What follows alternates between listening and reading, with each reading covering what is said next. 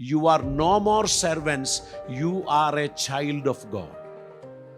మీరు దేవుని కుమారునిగా, కుమార్తెగా మీరు పిలువబడ్డారు. పరమ తండ్రి అయిన దేవుడు మిమ్మల్ని తన అరచేతిలో పెట్టుకోవడానికి ఇష్టపడుచున్నాడు. ఒక కుమారుడు తన తండ్రి దగ్గరికి వచ్చి, డాడీ బాంచం కాలు మొక్కుతా, హెల్ప్ చేయండి అని అనడు. ఆ మాట ఎవరు చెప్తాడు? ఒక సర్వెంట్ చెప్తాడు, ఒక బానిస చెప్తాడు. మనలని దేవుడు ఆ స్టేజ్ నుంచి నెక్స్ట్ లెవెల్లోకి ఇంప్రూవ్ చేశాడు. Now we are the children of God. దేవుని పిల్లలమై ఉన్నాం. పిల్లలమైతే వారసులం. దేవునికి స్తోత్రం. ఆయనకు కలిగిన సమస్త ఐశ్వర్యాన్ని ఆపరేట్ చేయడానికి ఉన్న తాళపు చెవి దేవుడు నీ చేతిలో పెట్టాడు. దేవునికి స్తోత్రం. తాళపు చెవి చేతిలో దొరికిన వాడు వెళ్ళి చేతులు కట్టుకొని లైన్లో నిలబడడు. తాళపు చెవి దొరికిన వాడు లైన్ను దాటి లోపలికి వెళ్ళిపోతాడు. ఎడిపోతున్నావు? I got a key. సాతానుగాడు చాలా రకాలుగా మనల్ని భయపెట్టించడానికి ప్రయత్నం చేస్తాడు. కొన్నిసార్లు పిల్లలు, చిన్నపిల్లల దగ్గరికి పేపర్తో తయారు చేసిన పామును పడేస్తారు.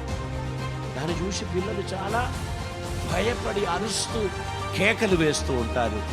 మనం నవ్వుతూ వెళ్ళి దాన్ని చేయితోని పట్టుకొని, ఒట్టిది నాయన, పేపర్ రా, ఏం లేదురా అని చెప్పిన ఆ చిన్నవానికి దాని కలరు, దాని షేపు అవన్నీ చూచి భయం కలుగుతుంది. ఎందుకని? వానికి జ్ఞానం లేదు గనక. సాతాను గురించి నీకు జ్ఞానం లేకపోవడం బట్టి నువ్వు ఒట్టిగానే భయపడతావు. సాతాను గురించి దేవుడు నీకు జ్ఞానం ఇచ్చాడు. ఆ జ్ఞానాన్ని నువ్వు కలిగి ఉన్నావు గనక నీకు అర్థం అవుతుంది, ఇది కేవలం పేపర్ టాయ్, అది నన్ను భయపట్టించడానికి వీలు కాదు. I have an authority. నేను అధికారం కలిగిన వాణ్ణి, నేనేమాత్రం పిరికి వాణ్ణి కాదు అని చెప్పి ధైర్యంగా ముందుకు పోవడానికి దేవుడు కృప చూపిస్తాడు. ఈ సంవత్సర ఆరంభములో మన కొన్ని రెసల్యూషన్స్ పాస్ చేయాల్సినటువంటి అవసరం ఉంది.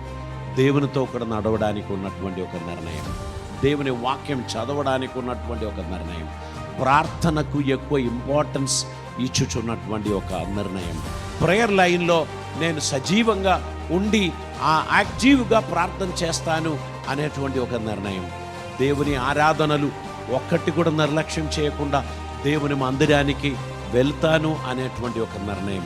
ఇటువంటి రెసల్యూషన్స్ మనం పాస్ చేసినట్లయితే మన జీవితంలో ఒక పద్ధతి ప్రకారం ముందుకు వెళ్ళడానికి దేవుడు మనకు సహాయం చేస్తాడు. జీవితంలో ఎటువంటి డిసిషన్ నేను తీసుకోలేదు, ఎటువంటి మాటలు నేను ఎవరికీ చెప్పలేదు, నేనేం చేయబోతున్నాను అనేది నేను ఎవరికీ చెప్పలేదు. ఇక నాకేం పట్టింపు ఉండదు, చేస్తే వచ్చింది, చేయకపోతే పోయింది అనేటువంటిదే.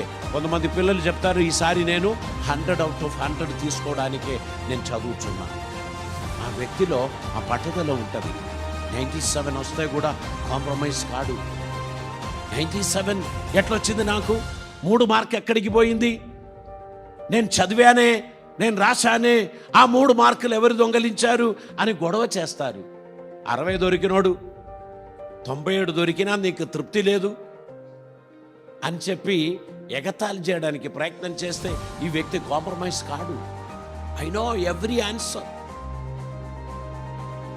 I touched every questions, I know I'm 100% success, but how this 3 marks has gone? వారు కాంప్రమైజ్ అవ్వరు, గొడవ చేస్తారు. రివాల్యుయేషన్కు వారు రిక్వెస్ట్ పెడతారు. వారు చేసినప్పుడు అవును మిస్టేక్ జరిగింది, యు ఆర్ పర్ఫెక్ట్, 99 మార్క్స్ని పొంది ఉన్నావు అని చెప్తారు. జీవితంలో మనకు గురి ఉండాలి.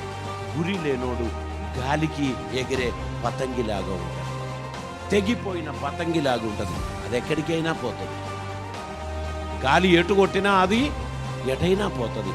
కానీ దారం చేతిలో ఉన్నోడు గాలికి ఎగురుతుంది, కానీ అది తన చేతిలో ఉన్న కంట్రోల్ని బట్టి అది ఎగిరాలని పట్టుదల కలిగి ఉంటాడు. దేవునికి స్తోత్రం.